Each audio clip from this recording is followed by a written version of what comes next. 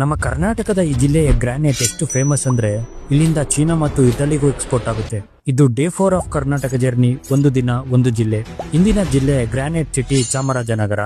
ಚಾಮರಾಜನಗರವನ್ನು ಮೊದಲು ಅರಿಕೊಟಾರ ಎಂದು ಕರೆಯಲಾಗುತ್ತಿತ್ತು.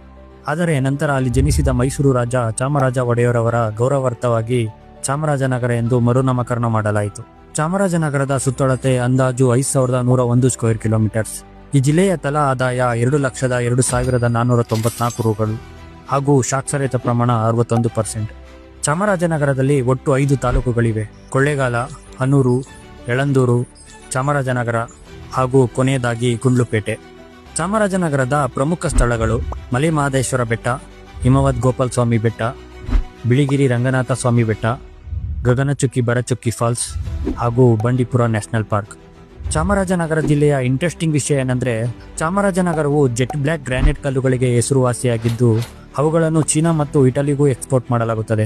ಹಾಗೂ ಚಾಮರಾಜನಗರ ಕರ್ನಾಟಕದ ಅತ್ಯಂತ ಕಡಿಮೆ ನಗರೀಕರಣಗೊಂಡ ಜಿಲ್ಲೆಗಳಲ್ಲಿ ಒಂದಾಗಿದೆ. ಅದರ 90%ಗಿಂತ ಹೆಚ್ಚು ಜನರು ಗ್ರಾಮೀಣ ಪ್ರದೇಶಗಳಲ್ಲಿ ವಾಸಿಸುತ್ತಾರೆ. ನೆಕ್ಸ್ಟ್ ಯಾವ ಜಿಲ್ಲೆ ಮೇಲೆ ವಿಡಿಯೋ ಮಾಡಬೇಕೆಂದು ಕಮೆಂಟ್ ಮಾಡಿ. ಹಾಗೂ ಈ ಸೀರೀಸ್ನ ನೀವು ಸಪೋರ್ಟ್ ಮಾಡಲು ಮಿಸ್ ಮಾಡದೇ ಇರಿ. ನಿಮ್ಮ ಫ್ರೆಂಡ್ಸ್ ಅಂಡ್ ಫ್ಯಾಮಿಲಿಗೆ